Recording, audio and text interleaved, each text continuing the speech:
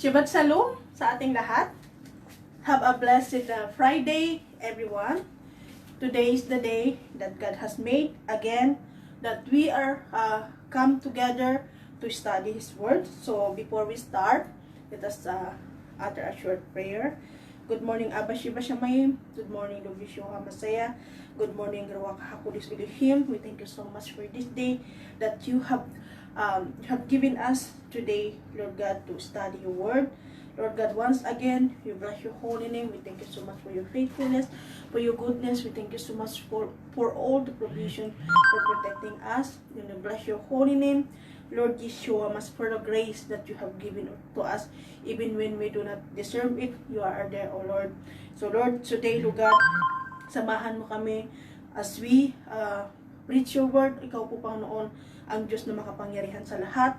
Ipadala mo ang banal mong Espiritu to manifest in this place as I declare that it is holy ground. Send billions and legions of angels to surround us, to protect us, and to deliver us from the work of the evil one. And I declare that your word is like a consuming fire to consume us right now. Whatever the sin that we have committed will destroy, abolish, burn, and throw them back to the pit of abyss, and never allowed to come back again. In the name of Yeshua. And shalom to all brothers and sisters who are being invited to our dear brethren. Welcome po sa Holy Churches Azman and in all its branches, Dubai, Abu Dhabi, Ras Al Khaimah, and Sharjah. We thank you so much, Lord Yeshua, sa patuloy ka na maghari sa aming puso't isipan, and thank you that today is the day that you have made for us.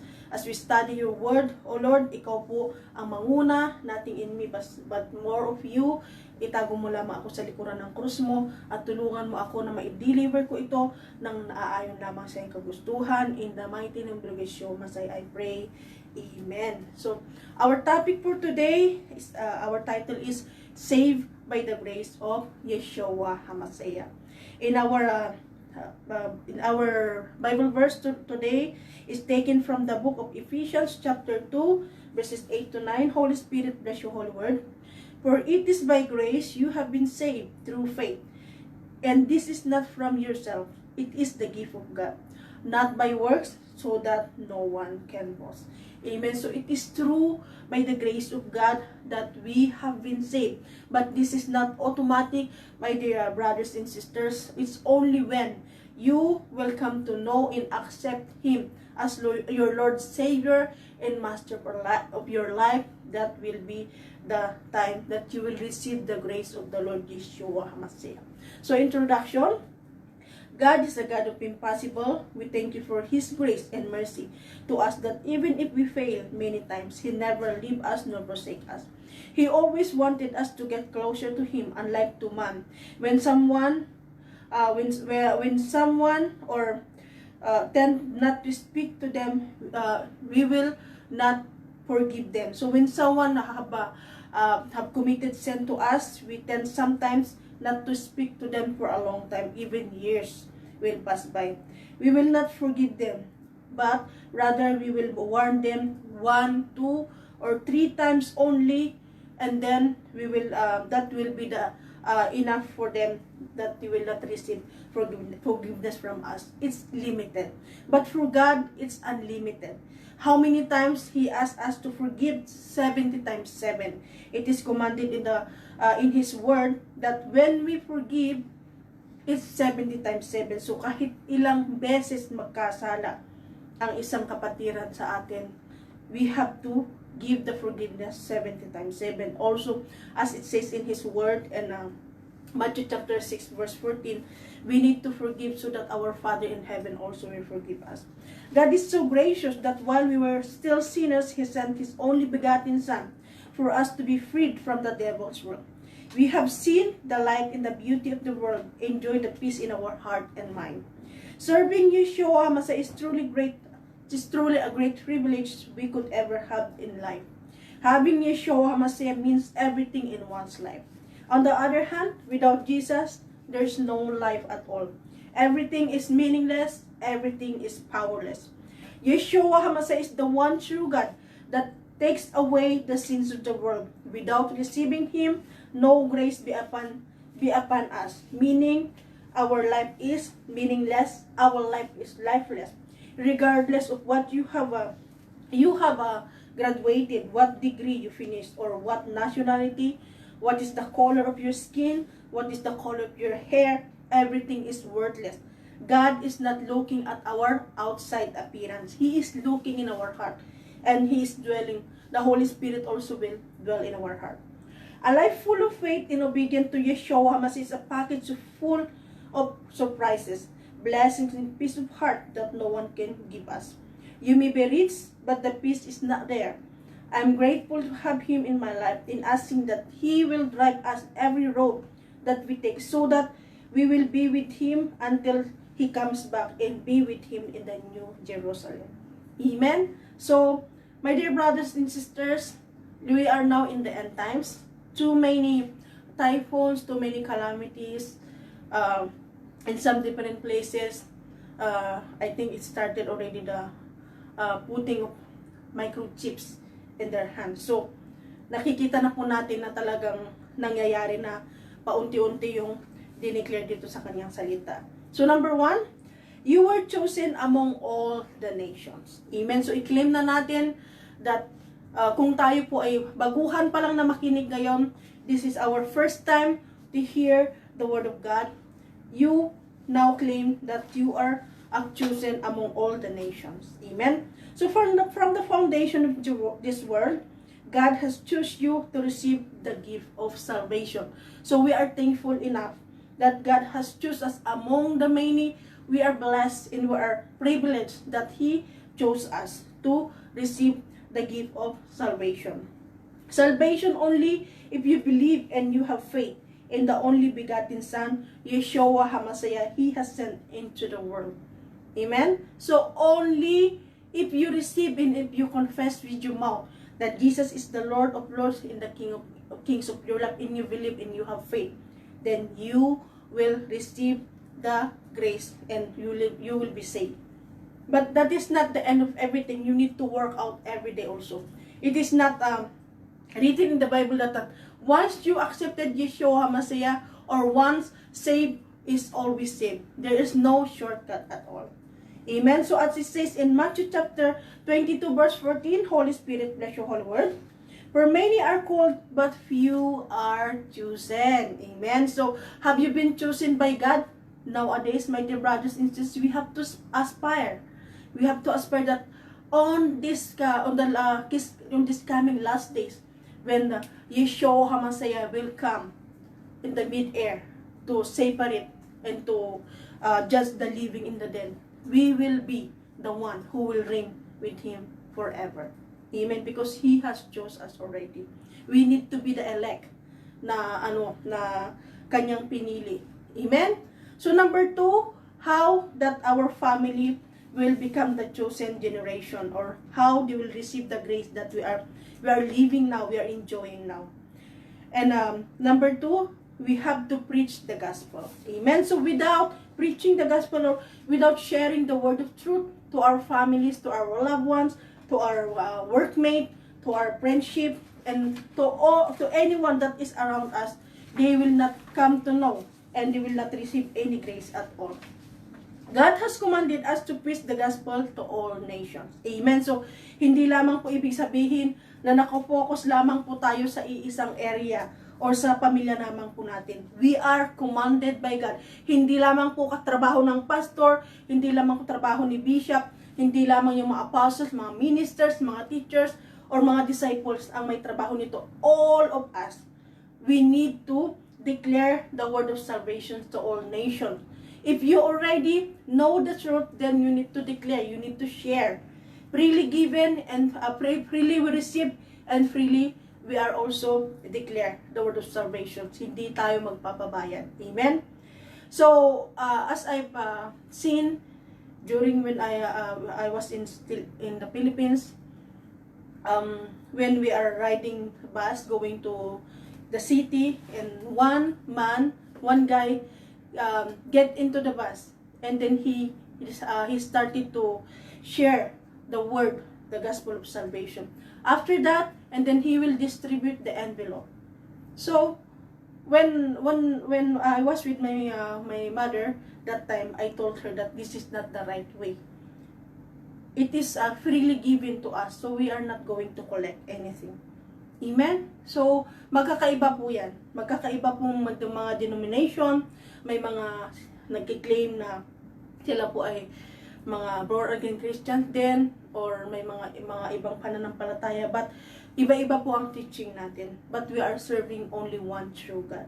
Amen? So, depende po yan sa kanilang congregation, how their elders, how their leaders are going to preach the gospel, kung ito man yung kanilang nakaugalian or ito yung kanilang katuruan. So, hindi po ganun ang tamang pamamaraan ng paghayag ng kanyang mga salita.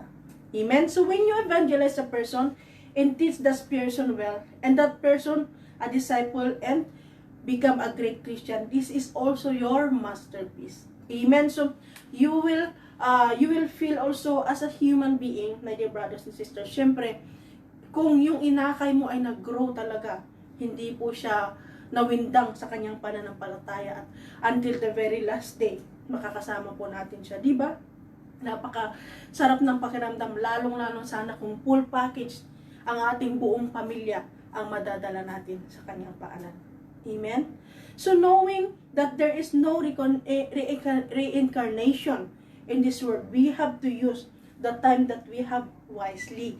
Amen? Kasi sa mga Buddhists, they believe in reincarnation. So, pag namatay sila ngayon na tao, pagdating po ng kanilang mai-reincarnate sila by sa pamamagitan ng mga animals, kagaya ng ipis, kagaya ng magiging baka sila, or whatsoever na iba-ibang klase ng mga animals. Kaya nga naman, marami silang hindi kinakain, yung mga Buddhist, yung mga Indians. Marami po silang bawal na kainin, kahit na ginagapangan na ng ipis yung kinakain nila, hindi pwedeng patayin kasi baka yung lolo natin yan na namatay na. Amen? So, naniniwala po sila sa reincarnation. So, this is the doctrine. Ito po ay isang false na false teaching. Hindi po ito nasasaad sa kanyang salita na meron siyang reincarnation. Amen? So now, we can never repay the Lord for His grace. Hindi po natin siya matatawaran ang grace na pinagkaloob ng ating Panginoong Yeshua Mashiach. Pero sa mga ganito pong paraan, my dear brothers and sisters, that we will honor His Word by attending Bible studies, by reading His Word, worshiping Him, and follow His commandments. We will hear the preaching every Friday and Saturday. This is how we are going to repay His grace na pinagkaloob po sa atin. So we need to minister to people also and bring them back to the Lord Yeshua Mashiach's feet. Kailangan po yung mga kakilala natin, mga taong nakapalibot sa atin, let them know that there is one true God, the living God, Yeshua HaMashiach.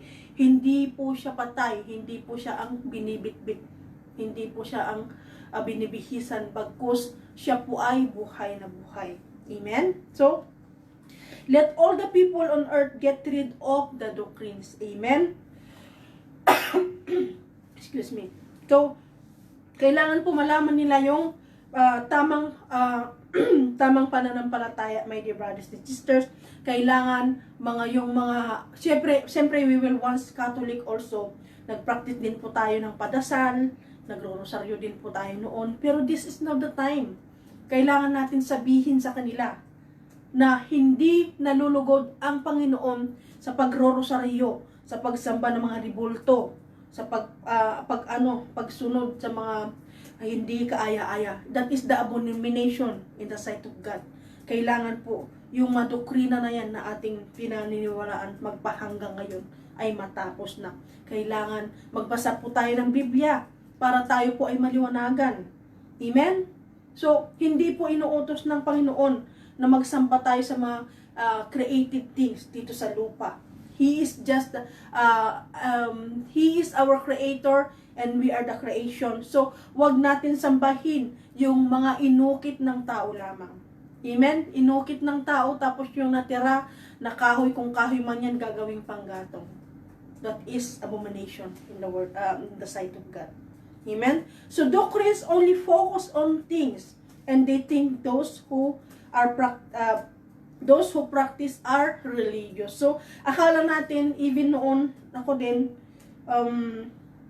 nakakailang din ako, pero ang hindi ko talaga nagawa noon, never ako nakakompleto ng simbang gabi, which is the 16 days po yan, 16 na gabi na kailangan mo maggising ng madaling araw para lang makapag-attend ng simbang gabi. Pero anong ginagawa nila sa simbahan?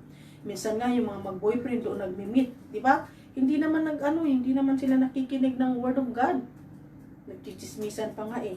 Ako mismo, a living testimony na hindi ako, walang ni isang naiwan sa aking kukote nung mga time na yun na senior ni Father sa kanyang mga sermon. Siguro ang naalala ko yung mga kalokohan na testimony niya. Yun. Pero ang Word of God, wala ako ni isang matandaan. I know yung John 3:16 nung mga oras na yun, pero hindi ko pa rin talaga siya totally naintindihan. Ano bang ibig sabihin mo? Amen? So, Christians are not religious but must be spiritual, my dear brothers and sisters. Hindi po natin kailangan maging religious. We should be spiritual. Amen? So, magkakaiba po yan. Marami po nagkiklaim na Christian, pero meron dyan Christian Catholic, meron dyan Christian born again. Amen? So, we should be grateful to the one God has sent to you to preach the gospel. So, magpasalamat tayo sa mga ginamit ng Panginoon. Those mentor, yung mga woman of God, mga man of God, na siyang ginamit ng Panginoon para tayo ay makakilala sa Kanya. We have to be thankful to their lives na sila po yung ginamit ng Panginoon para tayo ay makakilala sa Kanya bilang ating Diyos na buhay at tagapagligtas ng ating kaluluwa.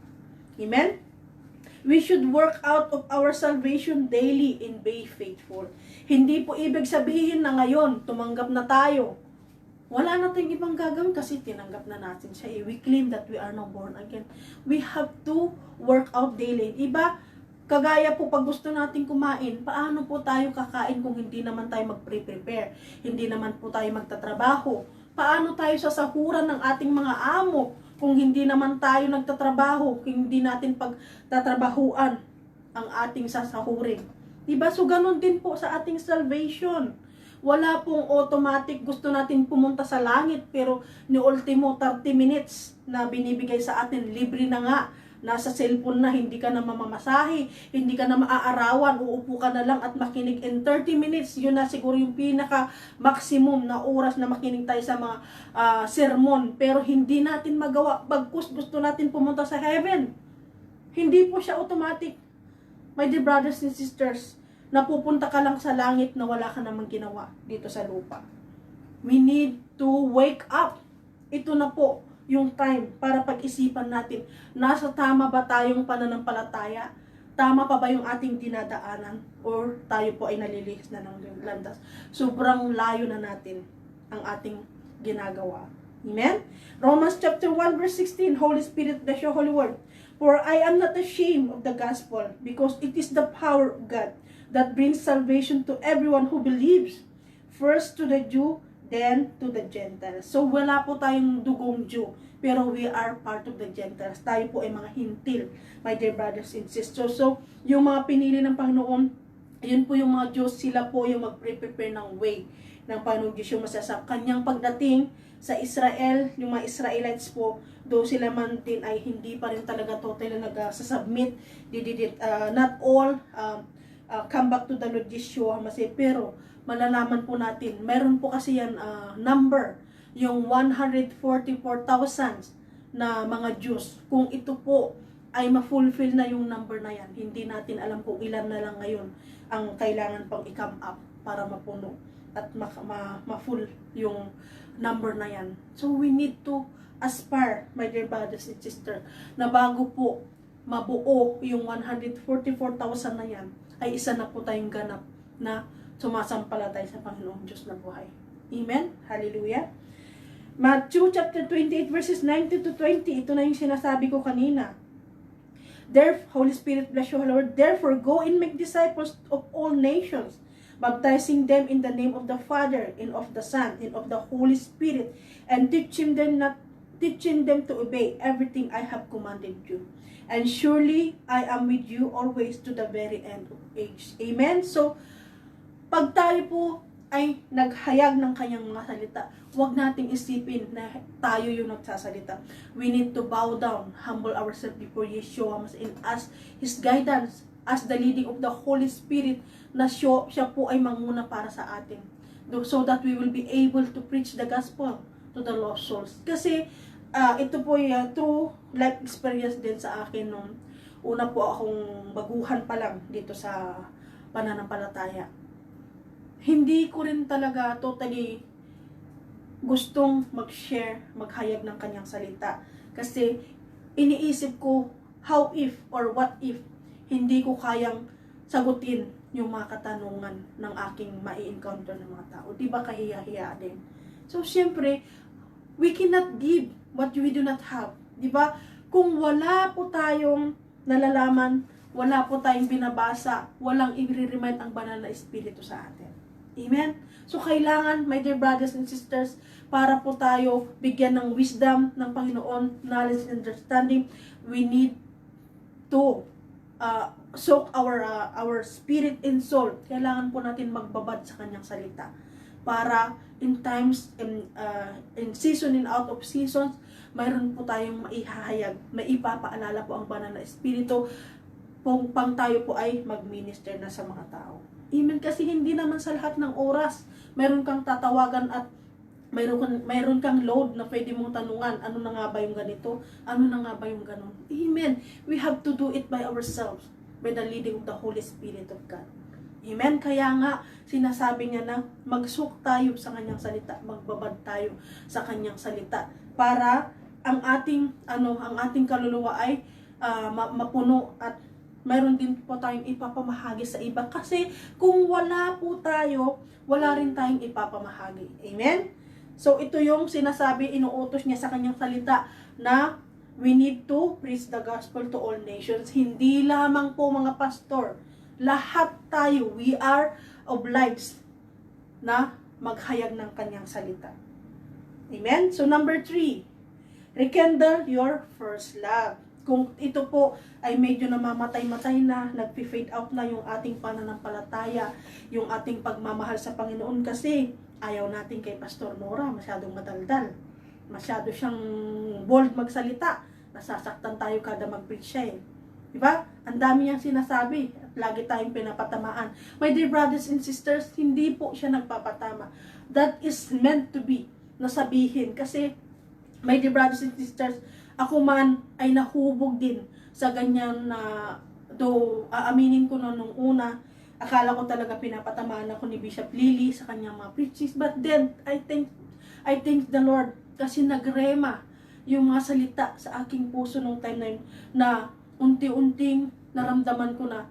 Kasi I was in a relationship nung time na yun.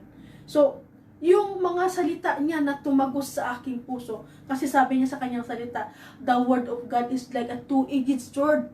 Penetrate talaga siya sa aking kailaliman ng aking pagkatao. So, noong time na yun, doon talaga ako totally nakapag-decide na iwanan ko na siya.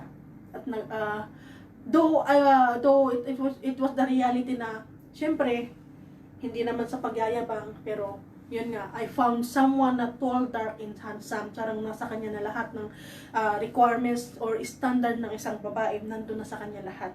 And sabi ko nga sa kanya noon, kahit malahian lang ako. Alam mo yun, yung mga worldly na pag-iisip, siyempre magandang lahi yun. So, ganun ako noon time na yun. Pero when I came to know in the Word of God, really, penetrate at nag-arema sa aking puso.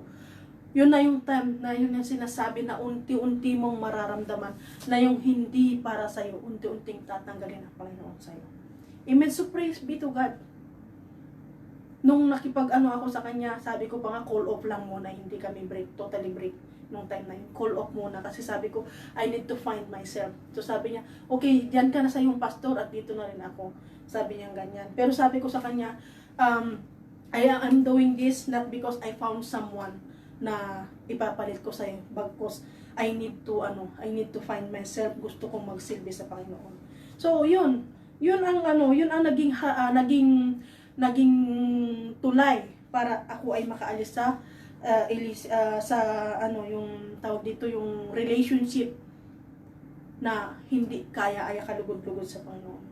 Amen? So, many baby Christian or new attendee in the church has a promise. A lot of promise, a lot of things. Ang dami po nilang pinapromise na once na, siyempre, yung po kasing madalas po kasi which is nangyayari po sa lahat ng mga congregation, my dear brothers and sisters, na pag ang isang bagong mananampalataya kunwari is may sakit or naghahanap po ng trabaho, ang dami nilang pinapromise, which is hindi po yung ganun ang tamang pamamaraan ng isang bagong mananampalataya. Hindi ka naman pinipilit na mag-promise ng kung ano-ano, pero ang dami nang pinapromise. So, nandiyan yung sasabihin na, pag ako'y nagtatrabaho, lahat ng sahod ko isusupport ko sa church, or magbibigay talaga ako ng tithes. Sasabihin pa na excited na ako, kailan ba yung susunod na Bible study natin. So, lahat na lang excited. Alam mo yun, na-over yung kanyang pagka-excitement na pagdating ng panahon na nakatanggap na siya ng trabaho, nako, ni anino niya, hindi mo na makita sa church. Nasaan na yung mga pinangako niya? Mga pangako na napako. Ang dami niyang pinangakuan. Ang dami niyang sinabi na once na magkatrabaho lang ako, magbibigay ako ng ganito, magbibigay ako ng ganito, susuportahan kita. Nasaan na yun? Amen? So, ganun ang nangyayari. This is the reality, my dear brothers and sisters. Makikita lamang sa isang mananampalataya talaga kung ito po ay totally nagbago na sa Panginoon at makikita po sa kanyang mga gawa. Amen? So, sabi niya, I will always attend Bible studies. Laging excited. Yung pagka-excitement na unti-unti nag-fade out, nawala. Kasi nakahanap na ulit ng habibi. Diba? Nagkaroon ng trabaho, nangailangan ng kalinga. Siyempre, may mga time na na-up and down siya sa trabaho. So, naghanap siya ng bagong comfort. So, nakahanap na naman siya. So, sabi niya pa, I give all my tithes and even promise to support the ministry. We were so excited nung tayo ay unang nakakilala sa Panginoon. Nung na-encounter natin first Yeshua Messiah and accept Him as our Lord Savior and Master of our life. My dear brothers and sisters, huwag tayong masyadong overexcited pag tayo ay nakakilala sa Panginoon. Kasi minsan nag-fade out po yan. Kailangan po, let us be in control sa ating mga sarili. Hindi naman po tayo nire-require ng ating pastor or kung sino pa man yung nag-akay sa atin na mag-promise ka ng ganito, ng ganon. Hindi. Kailangan po, do it in action. Huwag natin kung ano-anong pinapromise natin. May naaalala lang din po ako, pero i-testimony ko na lang yun once that pag once na nagawa ko na siya, nagampanan ko na siya, pinaalala sa akin ngayon, which is that is part of a promise also na hanggang ngayon hindi ko pa siya nagagawa. Amen? So, and promise to be faithful since God has given such amazing grace. You will serve and honor God with all your life. So, yun nga sinasabi sa buong buhay ko ilalaan ko sa Panginoon. Yun nga laging para bang yung pag ikaw ay may mga nililigawan na dalaga, susungkitin ko ang bituin, makuha ko lang ang yung matamis na oo. Ang dami bang kalukuhan minsan, ang daming minsan yung out of the blue, may mga nasasabi po tayo, para bang nagpapa-impress lang tayo. So, God is looking at our heart. Hindi po niya tinitignan kung ano yung, pero mind you, my dear brothers and sisters, man yung mga pirinamis natin, God is waiting kung kailan po natin ito gagawin.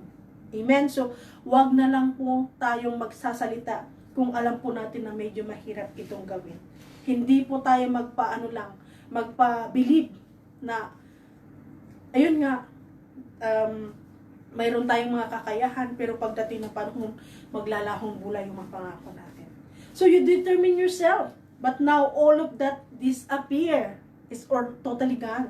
Diba? All of that you do and at first is already gone. Your first love has disappeared. So may mga kanta po tayo na first love never dies. Anong first love mo, my dear brothers and sisters? Nandyan pa rin ba yung first love natin sa Panginoon? O nag-fade out na? Kasi marami na tayong rebukes na rinig at gusto na natin mag-aklas. Gusto na natin pumunta sa ibang church. Dahil doon, siguro, wala tayong maririnig. Amen? I've gone through that also. Sabi pa nga ako kay Pastor Nora nung umuwi siya. Kasi siyempre, nung time na yun, I was wounded also. May mga narinig din ako na, which is, hindi ko rin talaga totally lubos na matanggap sa aking sarili. Pero, siyempre, by the grace of God, I'm still here, standing in Holy Church. Amen? Hindi po solusyon. Sa palagay mo ba, pag umalis ka sa isang kongregasyon, mas mapapaayos ka? Tignan muna natin ang ating mga sarili. Ano ba ang dapat nating gawin? Saan ba tayo nagkamali? Saan ba tayo nagkulang? Ano ba ang dapat nating i-improve? Amen? We need to kneel down to the Lord. We need to ask. Pwede rin naman natin tanungin ang ating mga kapatiran. Ano ba? Mag-feedback ka naman dyan. Ano ba ang kailangan ko gawin ganito, ganito? Amen? So, pero, kailangan pag ano tayo, we need to choose also. Tignan natin kung sino yung mga sasabihin natin. Hindi pwede na, nako, sinabi mo sa ganito, nakarating kay ganyan. Nako, buong ano na yan. So, amen, my dear brothers and sisters? That's why God has given us free will. So, He has given us free will to choose. Ang mga tao ngayon, mas pinili nila yung kamunduhan. Kahit na siguro pis-pis na yung mga ano natin sa send sa kanila ng invitation, minsan hindi na nila binabasa, hindi na nila tinitignan. Okay, mag-like sila, pero minsan nga bukas pa lang ng live, amin ka agad, pero wala naman, hindi naman nanonood. Diba? Hindi naman nanonood, nag-attendance na. O diba? Present. Naka-attendance na ako, nood ulit ng Tolpo, kaya nood ulit ng telenovela, o diba? Nandun na, nakita na ni Pastor eh. Actually ngayon, hindi natin in-exercise yung attendance, my dear brothers and sisters, pero mayroon sa atin isang nakakakita, na kahit na hindi natin ito ginagawa, alam naman natin. So, sabi ko sa sarili ko kasi, there are times na sabay kasi yung pagbibereya ko, tapos mayroon din Bible study. Sabi ko, hindi ko pwedeng naka-on yung mobile ko ng Bible study, tapos nakikinig ako kay Kidong Kim. So, I'd rather choose to hear in study. Kasi, my dear brothers and sisters, ang pagbibereya po kasi is sobrang haba. So, kailangan mong word by word. So, hindi ka pwedeng paamin-amin sa Bible study, pero wala ka naman naririnig. Hindi ka pwedeng nag-a-agree kasi kailangan mo mag-agree in one thing if you can do it. Kung may sinasabi siyang verse, kunwari ito, Revelation chapter 2 verse 4, "But I have this against you, that you have abandoned the love you had at first." So, amin-amin ka naman dyan. Tapos, hindi mo naman naintindihan. So, we need to agree in one thing. Huwag lang tayong amin ng amin. Amen? So, in 1 Peter chapter 2 verse 9, Holy Spirit, bless your holy word. "But you are a chosen people, a royal priesthood, a holy nation, God's special possession, that you may declare the praises of Him who called you out of darkness into His wonderful light." Amen? So, you are a chosen people, a royal priesthood, a holy nation, God's special possession. So tayo po, we are God's special possession, my dear brothers and sisters. So we need to possess, we need to accept na tayo ay pinili ng Panginoon. We are a chosen generation. Amen? Number 4, saved by grace. We must work for our salvation day and night. Kailangan po, let us meditate the Word of God day and night as well. When we receive Yeshua HaMashiach as our Lord, Savior, and Master, we have to work hard for our salvation. Hindi lamang po tayo patulog-tulog pag oras ng preaching, pag oras ng Bible study, doon tayo aalis.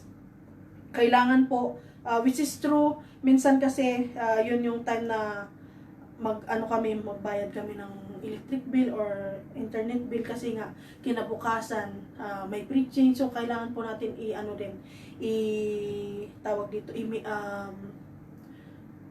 minimize ba yun or maximize yung aming oras minsan. So hindi talaga kami, hindi ako, I speak for myself, hindi talaga ako madalas nakakapakinig ng kanyang salita kasi yun nga, may mga ibang mga ginagawa pa. So ayaw kong mag-amin-amin lang na hindi ko naman napakinggan yung pre-needs ng mga pastors who are teaching Bible studies in all its branches. So makikita nyo, seldom na nandyan ako sa mga screen kung saan yung may mga Bible study kasi I don't want to compromise. Ayaw kong makita ng tao na lagi naman akong nandyan, nakaamin-amin, pero hindi ko naman talaga totally napakinggan yung message na share. Amen? So, my dear brothers and sisters, kung isa po kayo na nagpa-practice, na paamin-amin, pero iba naman ang ginagawa, naglalaba, nagluluto, mind you, please stop it. God is not pleased. Amen? So, remember therefore from where you are falling apart. So, we need to repent and do the first works, or else I will come to you quickly and remove your lampstand from its place unless you repent. Amen? So, kailangan po natin magsisi, totally mag-repent tayo sa mga ginagawa natin na alam naman natin na hindi ito nakakalugod sa Panginoon, pero patuloy pa natin itong ginagawa. Amen? Our salvation is not by works so that no one can boast, but it is by the grace of Yeshua HaMashiach. So hindi po nasusukat sa marami tayong nadalang kaluluwa, hindi po nasusukat sa marami tayong natulungan, na marami tayong na bigyan ng mga relief goods, or hindi po ito nasusukat sa mga natin. Sabi nga niya, so that no one can boast or no one may boast. So, it is only by the grace of God, grasya po ng Panginoon, na tayo po ay niligtas niya sa kapahamakan. So, ito po yung ating pinaka-verse, my dear brothers and sisters, in Ephesians chapter 2, verses 8 to 9. Holy Spirit, bless your holy word. For it is by grace you have been saved through faith, and this is not from yourselves, it is the gift of God, not by works, so that no one can boast. Amen? So, our work in this world is to do the Lord's work. Agree po ba tayo? Some people come to church for a while but never return. Amen? So, sino na nga ba yung mga nagpunta sa church nung mga nangangailangan sila ng trabaho, nangangailangan sila ng kagalingan? Ngayon, hindi mo na makita ni anino, hindi mo na rin sila makontak, na wala ng parang bula. Amen? Nag-disappear na silang lahat. So, salvation is grace, but people forget how they receive grace. And they feel proud that they are the elect. People like to emphasize that they are chosen. So, minsan, proud na proud tayo na we are born again, Christian. Pero hindi naman nakikita sa ating pamumuhay, sa ating pananalita, sa ating pananamit, sa ating mga kilos. Diba? So, we need to do it in action. Ika nga. Kailangan po, mas nananaig sana yung action natin. Hindi lang puro sat-sat. Dapat meron siyang nakikita na outcome, may pagbabago. Doctrines claim that the elect, the chosen, will be saved. But what the Bible says, whoever believes would be saved. Amen. So, ang pananampalataya natin ang siyang magdadala sa atin sa kaligtasan. But the doctrine saved, the chosen would be saved. Amen. So, hindi po siya. Ang doktrina po ay hindi po nakakapagsalba sa atin. Amen? To be chosen is being appointed with a duty. So, kagaya po sa atin, pag tayo po ay nag-apply sa isang company, so i-appoint kayo. So, you will be the manager. Ikaw po ang So, bilang tayong mga mananampalataya, my dear brothers and sisters, may mga duty po tayo na kailangan natin gampanan. We need to share the word of salvation for the lost soul. Hindi lamang tayo bahala ka na nga dyan. Basta ako, born again na ako, bahala ka dyan kung gusto mo dyan. So, hindi po tayo inutusan ng Panginoon na maging makasarili. But we need to spread what is yung na-achieve na natin bilang bilang manampalataya ng Panginoon. Kailangan din po natin itong ihayag sa mga tao na hindi pa nakakakilala sa Kanya. The people of Israel were chosen to prepare the way of Jesus to come. They were chosen to suffer and prepare the way of the coming of Yeshua HaMashiach. Amen. So they were chosen to suffer. Marami din po silang mga pinagdaanan, marami din mga katigasan ng ulo na magpahanggang ngayon hindi pa rin talaga bumabalik sa Panginoon. Salvation is obtained by what? By faith only. Kung wala tayong pananampalataya, hindi mangyayari na mayroon tayong kaligtasan, mga kapatid. But salvation is given to anyone who believes. Kahit sino po, kahit na pinakamahirap man, kahit na mga bilyonaryo man yan, wala pong pinipiling tao, basta po sila ay magtiwala. Whoever we might evangelize, a person has a right to believe or not to believe. So, yun po yung free will na sinasabi ng Panginoon na marami po tayong inaaya, marami po tayong nashiran na simula pa nung tayo ay nakakilala sa Panginoon. Pero, iilan lang. Siguro, out of 10 na siniran natin, isa lang ang nag-remain. Amen? So, everybody has a free will so that they have the right to believe. So, kailangan po piliin natin yung will na nakakalugod sa Panginoon, yung will ng Panginoon na mangyari sa ating buhay. Those who have faith and believe in Yeshua HaMashiach will be saved. Jesus died in order to give us grace where the Lord called and chose us for duty or to do His calling. Amen? So, ang calling po natin ay gawin ang kanyang may inuutos sa atin. We need to follow His commandments. In 2 Corinthians chapter 8, verse 9, Holy Spirit, bless your holy word. For you know the grace of our Lord Jesus Christ, that though He was rich, yet for your sake He became poor, so that you through His poverty might become rich. Amen. So nagpakababa ang ating Panginoon, Lord Yeshua HaMashiach, para tayo ay makaligtas, para tayo ay luminis sa ating mga kasalanan. Siya po yung napako sa cross imbes na tayo po yung nagkasala. Binaba niya po ang kanyang sarili. He made himself he lowered himself as a servant to serve people. Amen. So ganun lamang ang ng Panginoon sa atin para tayo ay maano sa ating mga kasalanan. So He came in this world to destroy the devil. Amen? So my dear brothers and sisters, salamat po tayo sa Panginoon kasi ang ating Panginoon ay mapagmahal. He is a compassionate, loving, and forgiving God. So wala po tayong maipapantay. Wala po tayong walang sino man ang makakagawa ng kanyang ginawa sa atin dito sa balat ng lupa. So kung tayo man ay natouch sa sa message na to, my dear brothers and sisters, then we need to have the salvation, we need to receive the grace of the Lord Yeshua HaMashiach. This is now the time that we will come to know and accept Him. We need to declare the sinner's prayer. Kung tayo man ay baguhan, mga brothers and sisters na ngayon lang po makapakinig sa kanyang salita at wala pa pong relasyon sa Panginoon, may I encourage you right now to repeat after me sa prayer na to. This is the declaration that we are now accepting that we are a sinners and we want to go back to the Lord Yeshua HaMashiach. So let us pray. Father God, thank you for this day. Today is the day that you have made for me to know you and accept you as my personal Lord, Savior, and Master of my life. I now invite you, Lord Yeshua HaMashiach, to come into my heart and dwell with it.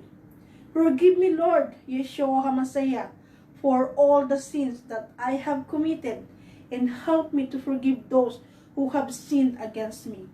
Cleanse me with the blood of Yeshua HaMashiach, and lead me to the right path of righteousness until the day you will come back to take us in the new Jerusalem.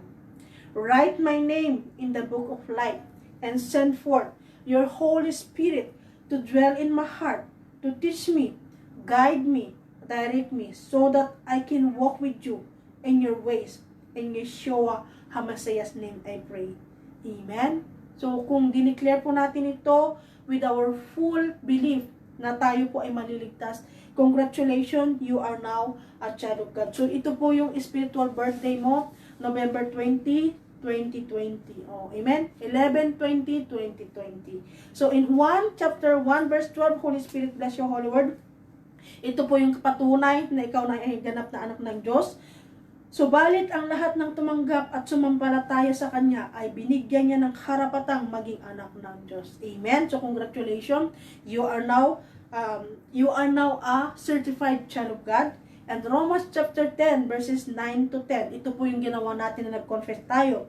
If you declare with your mouth, Jesus is Lord, and believe in your heart that God raised Him from the dead, you will be saved. For it is with your heart that you believe and are justified, and it is with your mouth that you profess your faith are saved. Amen? And 1 John chapter 1 verse 9, Holy Spirit, bless your holy word.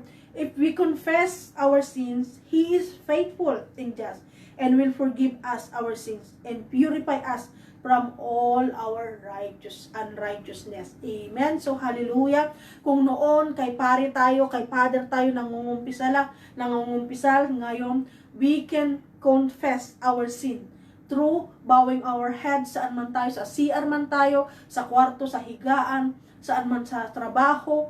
Give time, kahit 5 minutes lang, i-confess natin ang ating kasalanan. Sundan lang po natin yung prayer na ginawa ko. Amen? So, if you want to be saved and you want to receive the grace of the Lord Yeshua, you need to accept Him and believe in your heart that you will be saved through Yeshua Hamashiach or Jesus Christ of Nazareth only. Conclusion, God has given us free will to choose whether we accept Him or not. Ito na yon. Many wanted to go to heaven but do not want to accept Yeshua as Lord and be Lord over their life. Mostly people claim that they know God fully, but they do not have the relationship at all. My dear brethren, if you happen to hear and it's your first time today, may I encourage you to turn your life to Yeshua Hamashiach or Jesus Christ of Nazareth and now receive Him as your personal Lord, Savior, and Master of our life. The time has come and our days is numbered already. We bear in mind that if the 144,000 Israelites will be completed, there's no other way to come back to Him as judgments follow. So, pag nakompleto na yung sinasabi ko kanina na 144,000 at hindi ka pa tumanggap sa Panginoon, judgment follow. Wala nang pagkakataon na ikaw ay makapagsisi kasi ang banal na espiritu will be taken. Amen? So, John 15:16, Holy Spirit, bless you, Lord. You did not choose me, but I chose you and appointed you so that you might go and bear fruit. Fruit that will last, and so that whatever you ask in my name, Father will give you. Amen? Hallelujah. Blessed be the word of God, and thanks, my dear brothers and sisters. Be blessed in the word na ating pinagbulay-bulayan sa umagang ito. And please stand by also for the response song na Adsman branch, Adsman worship team and tambourine dancers, and let us pray. Father, maraming salamat sa mga salita mo. Tunay nga po na ikaw ay makapangyarihang Diyos na buhay. We thank you so much for Lord Yeshua Hamashiach na hinugot mo kami. Thank you so much that you have choose us to be your children and give us, Lord God, always the desire in our heart na magampanan namin, Panginoon, magawa namin lahat may inuutos mo sa amin. And we are thankful enough, Panginoon, patuloy ka na kumilos sa aming pamilya, sa aming ministry, sa mga kamag-anak, kaibigan, katrabaho namin, Panginoon. Lord, we want them also to accept you and receive you and believe as their Lord, Savior, and Master of their life. I declare and decree, Panginoon, na tapusin mo na rin po ang nangyayari dito sa buong mundo na coronavirus. Let your people, Panginoon, come back to you and let your name made known to them, that they will accept you and they will all become born again. Forgive them, Lord God, for they do not know what they are doing. Have mercy on them, Lord God. Even our family na nagpa-practice pa, Lord God, ng idolatry, Lord God, yung mga pagsamba sa mga Diyos-Diyosan. Lord, forgive them, Lord God. Tulungan mo sila, Panginoon, at magpadala ka kung hindi man kami ang gagamitin mo. Magpadala ka, Panginoon, ng man of God mo para silang lahat ay makakilala sa iyo bilang Diyos na nakapagligtas, makapangyarihan sa lahat. Lord, as you promised in your word in Acts 16:31, believe in the Lord Jesus and you will be saved. You and your household. So Lord, kiniklaim na po namin, Lord God, ng aming mga pamilya, mga mahal sa buhay, kamag-anak, katrabaho, kakilala, lahat po panugan ay madadala sa iyong paanan, Panginoon. Na pagdating po ng paghuhukom, kami po, Lord God, ay makakasama, Lord God, in the New Jerusalem. Lord, maraming salamat, Lord God. I declare and decree, Panginoon, na ang mga salita mo, hayaan mo, Lord God, na tumubo sa aming mga puso't isipan, Lord God, na malakaran po namin ito ng naaayon lamang sa iyong kaparaanan, naaayon lamang sa iyong kagustuhan sa aming buhay, at patuloy mo kami po na baguhin ano pa man lugad yung kahinaan namin, gawin mo po maging kalakasan namin, ano man lugad yung mga bagay pa lugad na hindi namin nagagawa, tulungan mo kami Panginoon na malakaran namin ito lugad ng maayos at naaayon lamang sa iyong katotohanan. Maraming salamat. I declare, may the love of the Father, the grace of the Lord Yeshua Messiah, the communion of the Holy Spirit of God be within us, among us, and around us all. And may I say, God bless us all. Shalom. Salamat po sa lahat, mga nakinig, mga kaibigan, mga friends namin, lahat mga nasa ibang congregation na paraging sumusubaybay. God bless us all po, and thank you. Amen. Praise God.